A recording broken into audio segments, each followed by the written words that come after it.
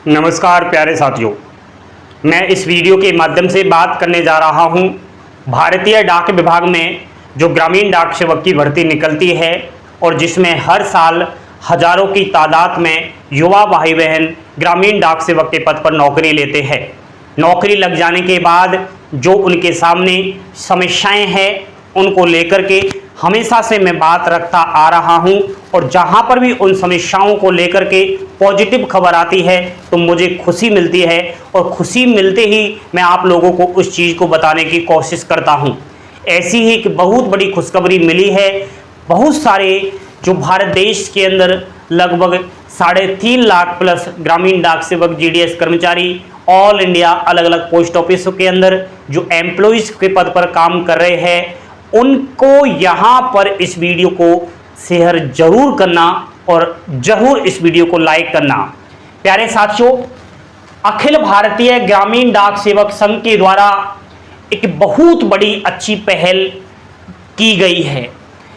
अखिल भारतीय ग्रामीण डाक सेवक संघ के द्वारा धरना होने जा रहा है 14 जुलाई 2026 को। इस धरने के दौरान जो मुख्य मांगे हैं वो कौन कौन सी रखी गई है, सरकार तक इस धरने का मकसद क्या है पहुंचाने, कौन कौन सी वो बातें हैं जो पहुंचाई जाएगी।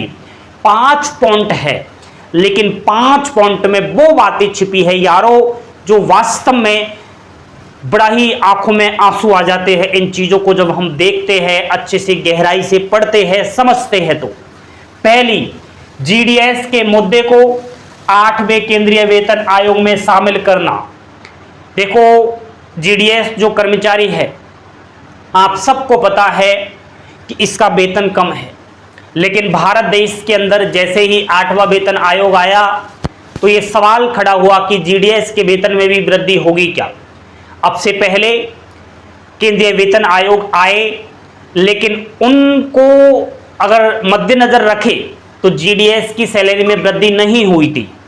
इस बार भी क्या 8वें वेतन आयोग में जीडीएस को शामिल किया जाएगा, ये बात रखी गई है, या ग्रामीण डाक सेवकों के लिए एक अलग आयोग का गठन होगा। देखो, जब जब वेतन आयोग आया है तब तब एक अलग से जीडीएस कर्मचारी के लिए कमेटी गठित हुई है।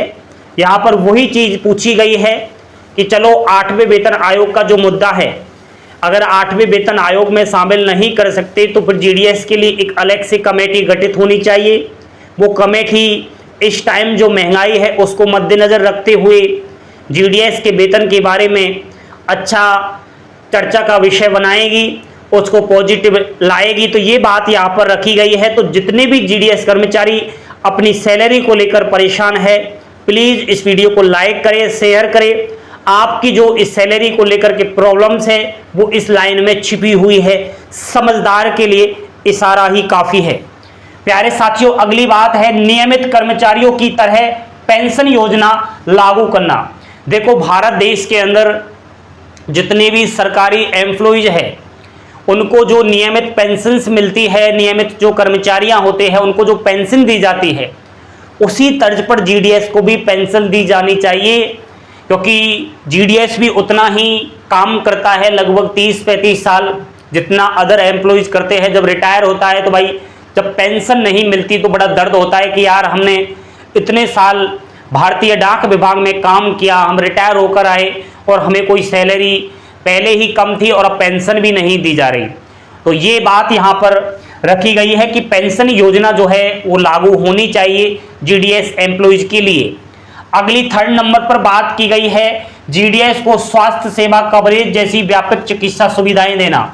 देखो, जीडीएस के लिए जो मेडिकल फैसिलिटीज़ है वो नहीं है, बहुत कम कटौतियों को लेकर के मैं समझता हूँ मेडिकल फैसिलिटीज़ देखी गई है, लेकिन बाकी जो नियमित कर्मचारी है उनको जो मेडिकल फैसिलिटीज़ है, हॉस्पिटल्स में इलाज हुआ, दवाइयाँ फ्री हुई, वो सारा मिलता है। उसी प्रकार एक जीडीएस को भी मेडिकल फैसिलिटीज़ मिलनी चाहिए। जीडीएस भी एक इंसान है, ठीक है। तो यहाँ पर ये बात रखी गई है।